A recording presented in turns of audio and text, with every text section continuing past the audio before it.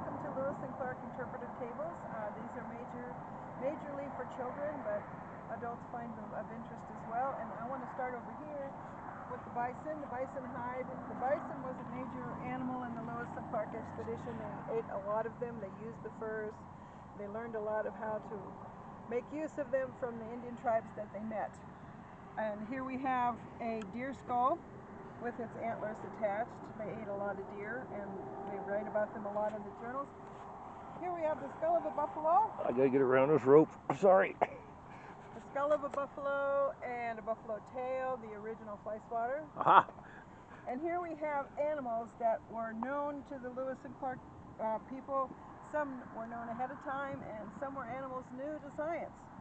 This is a wolf. It was not new to science, but the wolves followed the bison herds, and Lewis and Clark wrote about them periodically. We have a piece of deer leather. Deer leather was used to make their clothes after their natural clothes from home, cotton and the wool clothes rotted off of them. Here we have a badger. Badger was new to science, and they found the first one in Nebraska. The French voyagers called them barrows. A turkey wing from a turkey, certainly they ate turkeys. We have here an otter. The significance of the otter and these ermine are that Lewis had a coat given to him by the chief of the Shoshone tribe, Kanawake, that was made out of one of these, a very huge one, and about 150 of these little white weasels or ermine, very significant. Here we have a bobcat. Bobcats were not new to science, although they did see them and write about them. This is an interesting animal. Lewis and Clark had never seen a coyote before. This is new to science for them.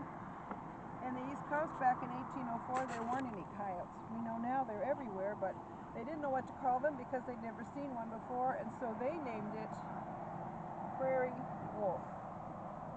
And here we have two different versions of a beaver. This is a tanned beaver. It could be used for clothing or whatever.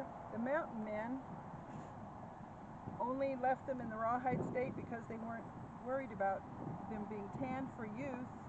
These were sold just for the fur on this side only to make beaver hats. Well, tell me about this interesting chair here.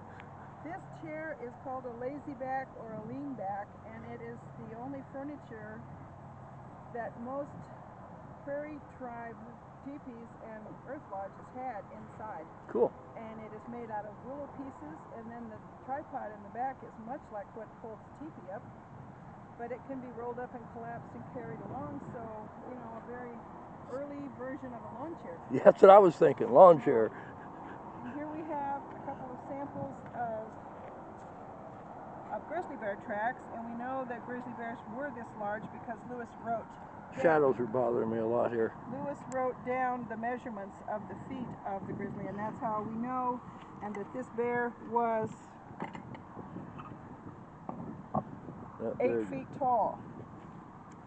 And we have bison hooves. I'm going to try to get out of the shadow if I can, but I don't know if I can.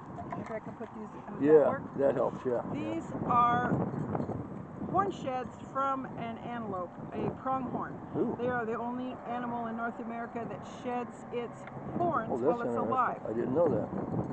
And they shed them every year, and there's a little stub that's left on their head that grows a new one for the next year. So it's very unusual. What are these here?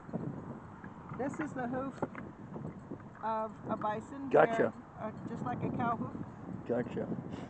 We have two parafleeches here, parafleeches or rawhide containers. Oh, cool. And these are waterproof, and this is just a small sample. These would be 3-4 feet long, 2.5 feet wide. Can you put that out in the sun? Thank you, sorry. And they're waterproof, and each person in the teepee would have their own.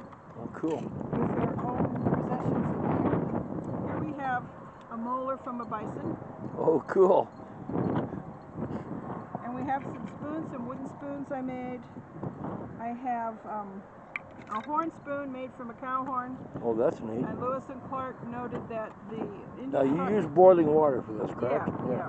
And he noted, Lewis and Clark noted that the Indians that they met had made these ladles and things also out of a bison horn, which is quite a bit bigger.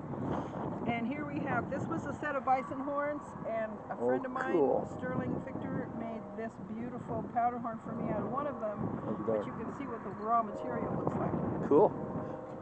And we have trade beads. These beads were made in Venice, in Italy, and there were various different kinds of them that were available at the time. And the natives traded for them? They traded for these, and of course for the traders, they didn't cost anything, and what they bought to give to the Indians didn't cost anything in the way of the metal fish hooks and what have you. Sure. But they wanted the furs from the Indians, and they wanted food. They traded for corn and squash and fish and even dogs. Gotcha. So beads didn't cost them much, but everybody got what they wanted. So yes. It was a good trade. It was a win-win.